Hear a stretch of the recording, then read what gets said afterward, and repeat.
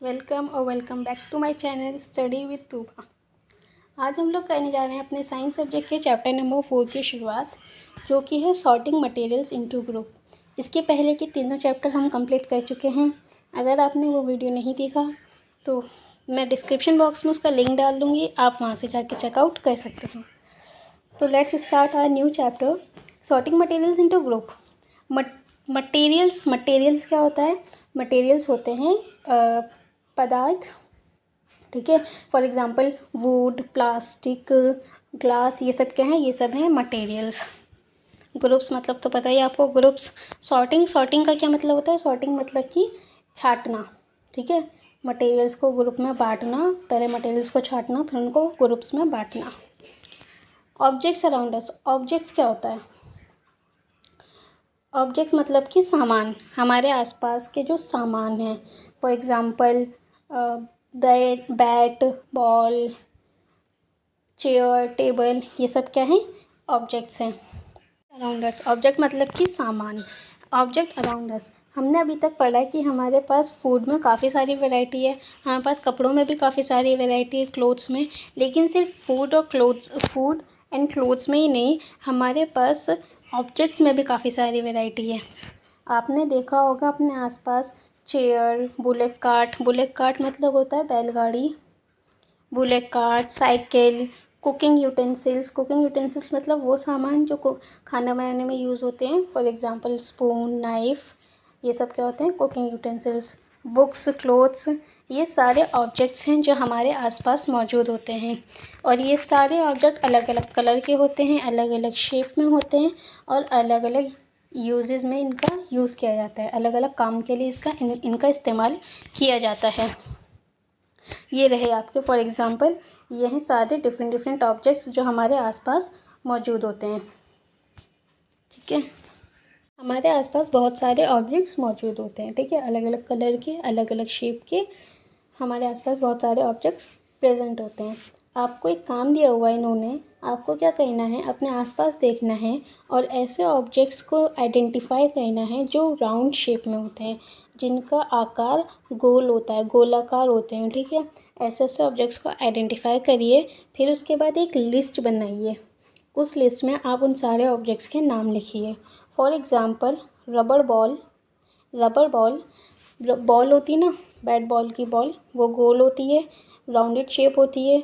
आप उस लिस्ट में रबर बॉल लिख सकते हैं, फुटबॉल और ग्लास मार्बल क्या होता है? कंचे देखे होंगे आपने, कलरफुल, वो भी राउंड होते हैं। आप उस लिस्ट में इन सब चीज़ों को डाल सकते हैं, ठीक है। और आप अपने आसपास देखिए और कौन कौन सी चीज़ें राउंडेड शेप की हैं, उनको देखिए, आइडेंटिफाई कीजिए और अपनी लिस्ट कंप्लीट कीजिए। इसके साथ साथ आपको एक और लिस्ट तैयार करनी है।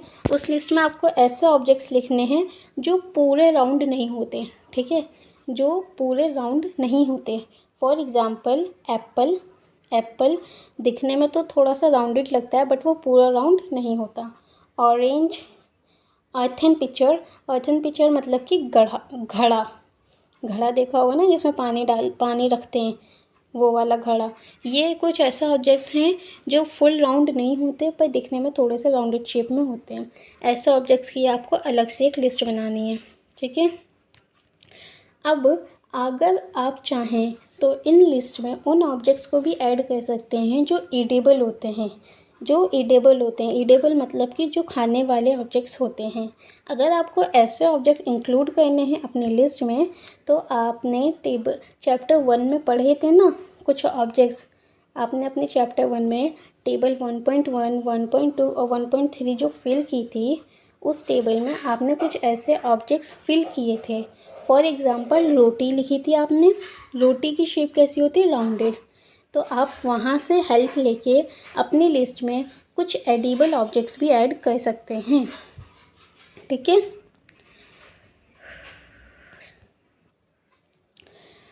जब आप अपनी ये वाली लिस्ट तैयार कर लें, अब उसके बाद आपको एक ग्रुप बनाना है और उन ऑब्जेक्ट्स का, जिसमें वो वाले ऑब्जेक्ट लिखने हैं जो प्लास्टिक से बने हुए हों।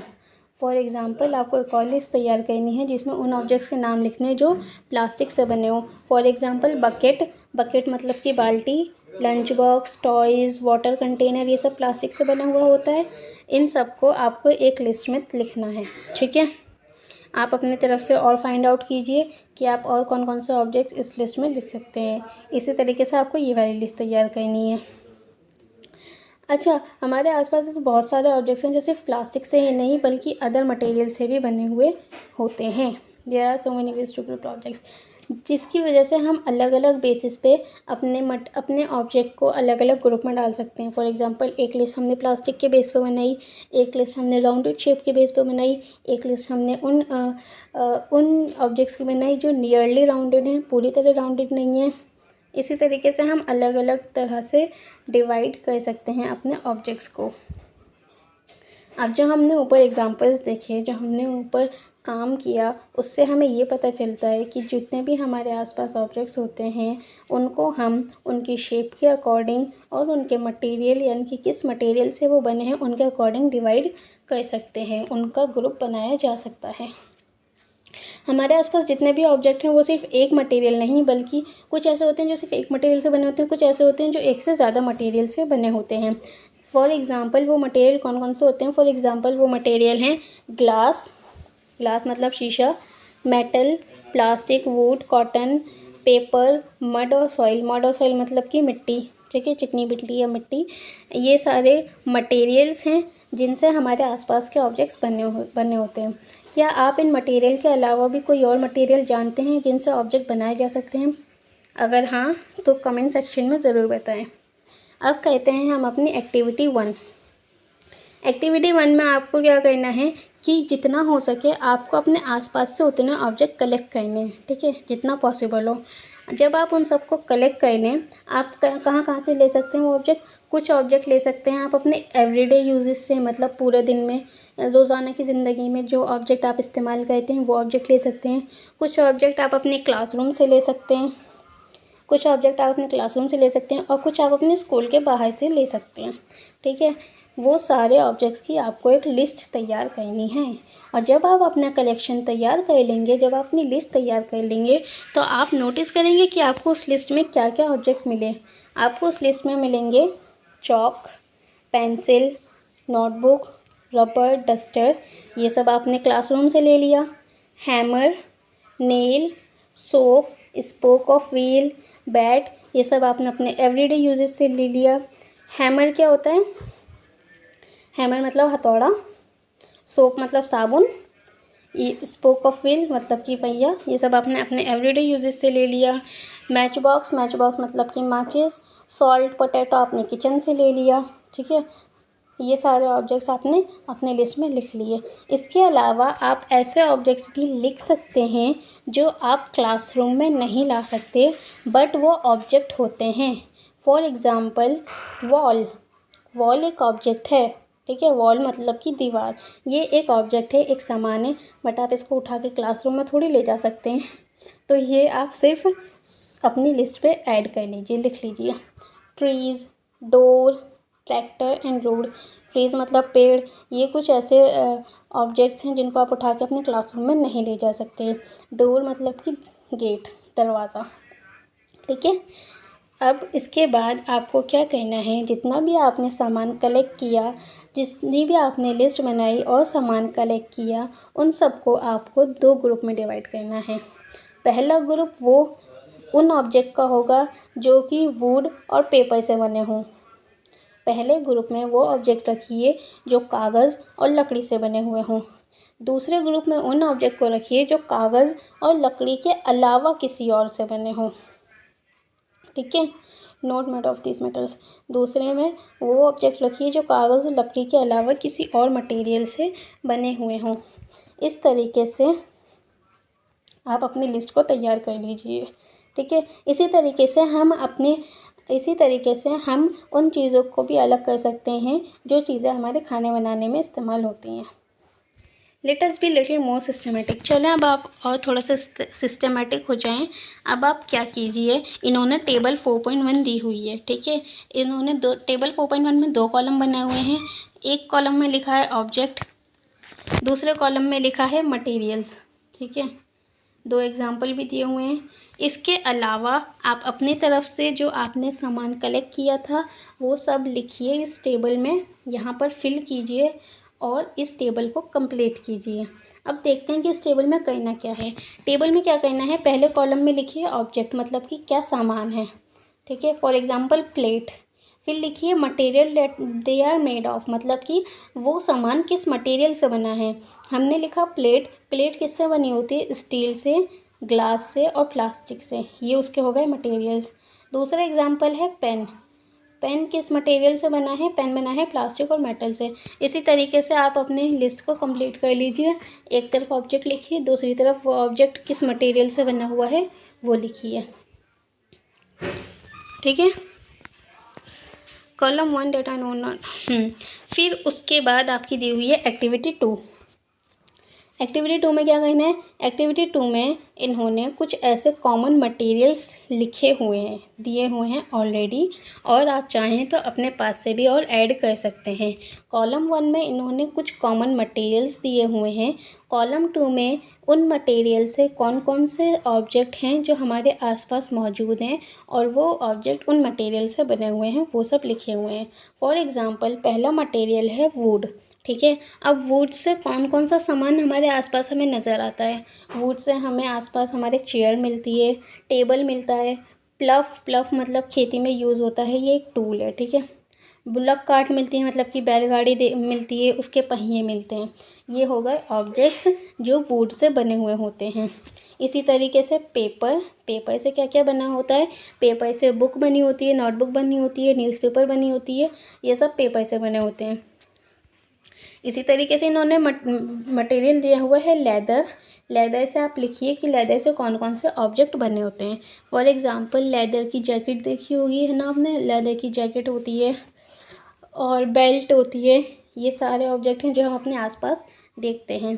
प्लास्टिक, प्लास्टिक से क्या बना होता है, प्लास्टिक से टॉयज़ बने होते हैं, प्लास्टिक की बॉटल होती है, प्लास्टिक के लंच बॉक्स होते हैं, प्लास्टिक से काफ़ी सारी चीज़ें बनी होती हैं। कॉटन, कॉटन से क्या क्या बना होता है, कॉटन से डॉल्स वगैरह देखी हैं आपने, डॉल्स या टेडी बियर, उनमें कॉटन भरी होती है, वो कॉटन के बने होते हैं।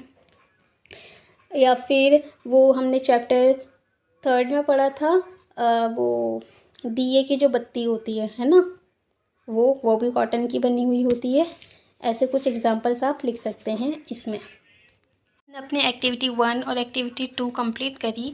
इन एक्टिविटीज़ से हमने क्या सीखा, इससे हमें ये पता चला कि हम अपने ऑब्जेक्ट्स को कई तरह के ग्रुप्स में डिवाइड कर सकते हैं, ठीक है। इसके साथ साथ हमें ये भी पता चला कि जितने भी ऑब्जेक्ट्स हमारे आसपास होते हैं वो अलग अलग मटेरियल से बने हुए होते हैं, मेड ऑफ डिफरेंट मटेरियल्स। और उसी के साथ साथ कोई ऑब्जेक्ट होता है जो सिंगल मटेरियल से बना हुआ होता है, और कोई ऑब्जेक्ट ऐसा होता है जो एक से ज़्यादा मटेरियल से बना हुआ होता है, ठीक है।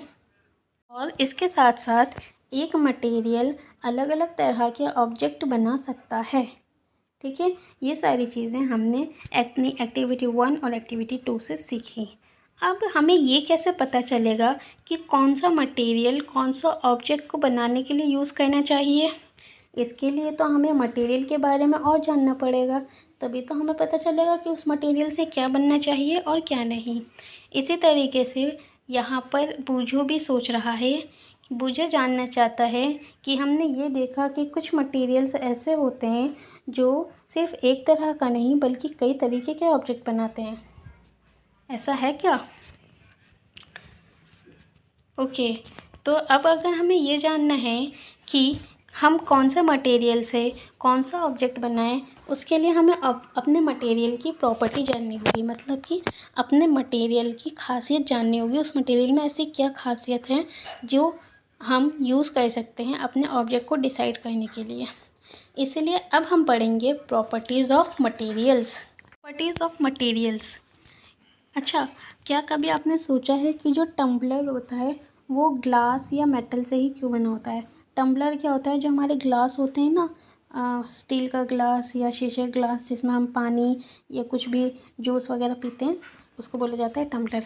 क्या आपने सोचा है कि वो मेटल से ही क्यों बना होता है? उसको हम किसी कपड़े के टुकड़े से क्यों नहीं बना सकते?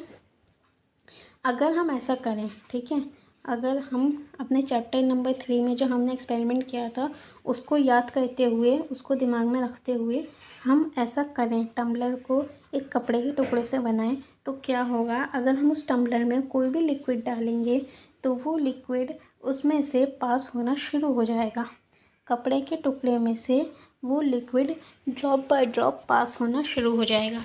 इट मीन्स किसी भी कपड़े से टम्बलर बनाना एक फिजूल काम है, ठीक है, बेवकूफ़ी है।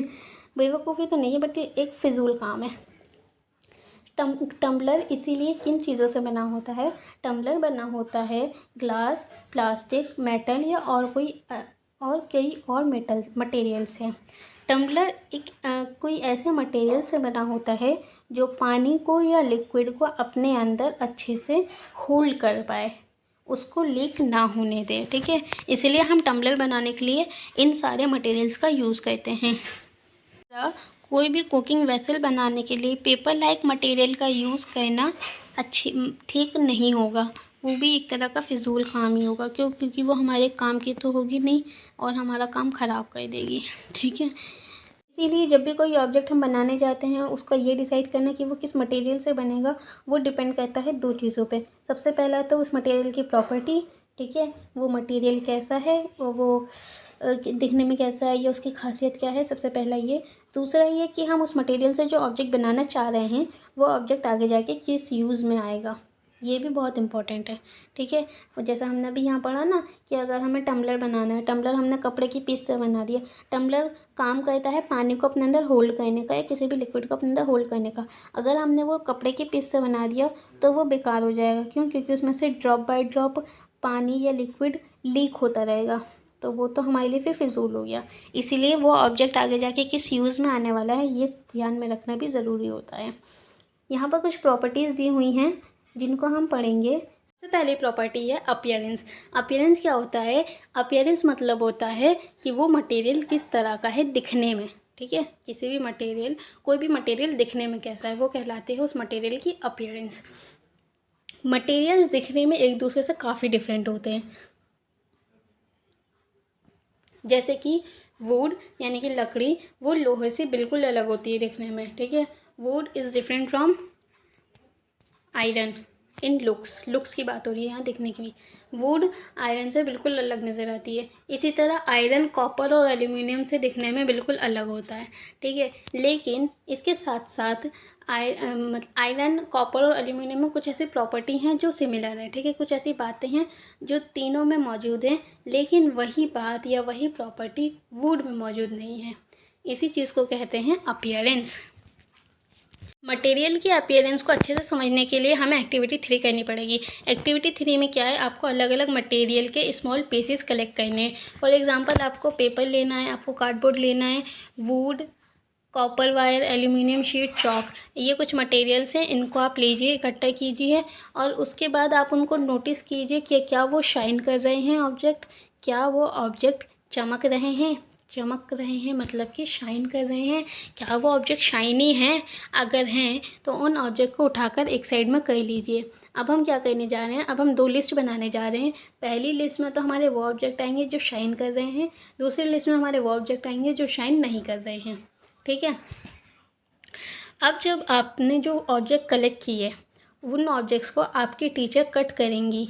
जब वो कट कर लें कोई भी एक ऑब्जेक्ट, तो जहाँ से मैम ने कट किया है उस जगह पे से नोटिस कीजिएगा, क्या उस जगह पे शाइनेस है, क्या वो जगह चमक रही है।